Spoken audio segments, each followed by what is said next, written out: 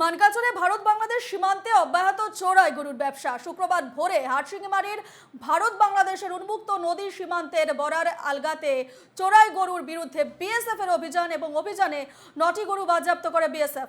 এদিকে চোরাই গরুর রমরমা ব্যবসার সঙ্গে জড়িত থাকার সন্দেহে সুখচরের 2 কনস্টেবলকে জিজ্ঞাসাবাদ করছে পুলিশ।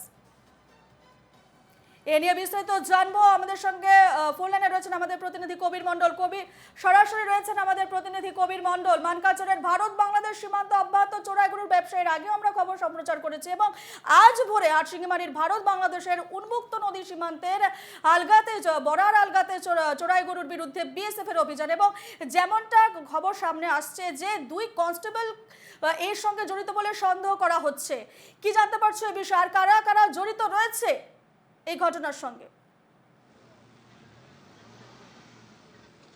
দেখো রূপা, প্রথমে বলবো যে বিজেপি নেতৃত্বাধীন যখন দেশে সরকার গঠন হয়েছে তখনই দেখা যাচ্ছে যে দেশের যে গরুর যেটা চোরাং কারবার রয়েছে সেই চোরাং কারবার বন্ধ করা হয়েছে বলে তারা দাবি করে বা বিভিন্ন ধরনের আইন তারা করেছেন। কিন্তু দেখা যাচ্ছে যে এখনও দক্ষিণ শালমারা মানকাচর যে জেলা রয়েছে ভারত বাংলা সীমান্ত, এই সীমান্ত দিয়ে কিন্তু প্রত্যেকটা দিন দেখা যায় যে চোরাং যেসব ব্যাপারী রয়েছেন তারা কিন্তু বাংলাদেশে চোরাংভাবে গরু তারা পশুধন তারা কিন্তু বাংলাদেশে সরবরাহ করে।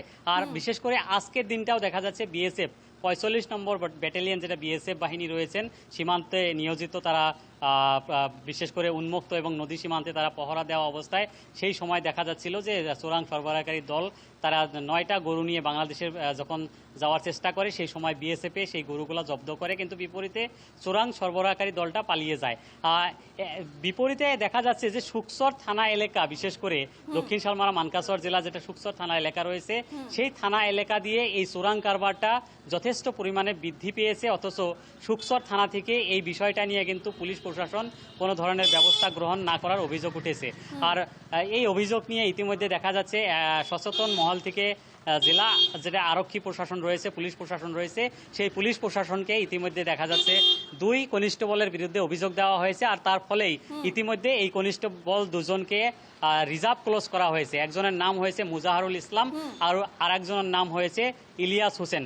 এই 2 কনিস্টেবল যে রয়েছেন তারা কিন্তু গরুর যেটা মাফিয়া বা চোরাং কারবারের সাথে যারা জড়িত সেই তাদের সঙ্গে তারা বিভিন্ন গোপন বোঝাবুঝি করে প্রত্যেকটা দিন এইভাবে উন্মুক্ত নদীচর এলাকা দিয়ে তারা গরু সরবরাহ করে বলে অভিযোগ উঠেছে।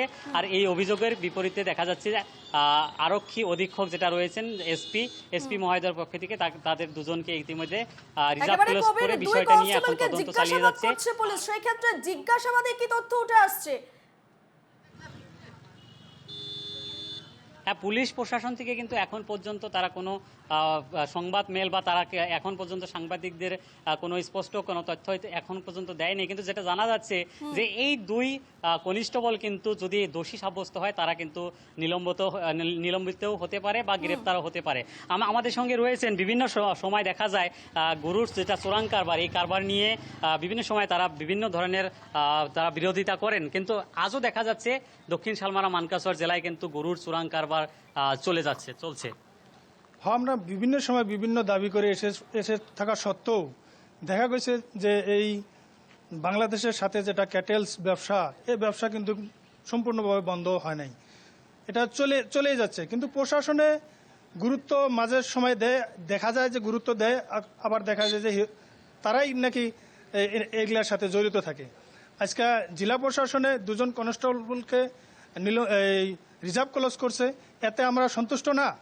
এটার উপরে একটা তদন্ত করতে লাগে, তদন্ত করে এর উচিত বিহিত একটা ব্যবস্থা নিতে লাগে। কারণ এই ব্যবসাটা যুগ যুগ ধরেই এই আমার দক্ষিণ শালমারাতে চলে যাচ্ছে। বর্ডারের সাথে সংলগ্ন জায়গা, এটা আপনার এই সুকচর বিভিন্ন সময় আমরা নিউজে পাই, কিন্তু কোনো অ্যাকশন নাই। আমি জেলা প্রশাসনকে দাবি জানাচ্ছি যে এর উপরে একটা তদন্ত করে যাতে সম্পূর্ণভাবে এই গরু ক্যাটেল স্মাগলিং বন্ধ করা লাগে। হ্যাঁ রূপা, বলতে হবে যে তদন্ত করে এই যে 2 কনিস্টেবল রয়েছেন তাদের বিরুদ্ধে তদন্ত করে তাদের বিরুদ্ধে বিহিত ব্যবস্থা একেবারে করার জন্য কবির স্থানীয় বলতে শোনা লোকজন গেল কিন্তু দেখা শুধু যাচ্ছে রিজার্ভ দাবি ক্লোজ করলে হবে না, দুই কনস্টেবলকে তাদের বিরুদ্ধে উচিত পদক্ষেপ নিয়ে এবং পুরো বিষয়টির উপর যেন তদন্ত করা হয়, তদন্ত করে যাতে আসল দোষীদের ধরা হয় এবং এই ধরনের যে সীমান্তে যে এই ধরনের চোরাই গরুর রমরমা ব্যবসা চালানো হচ্ছে তা যেন বাধা দেওয়া হয় বা রোখা হয়, সেদিকে যাতে নজর রাখা হয়, তাদের এমনটাই দাবি। ধন্যবাদ তোমাকে কবির।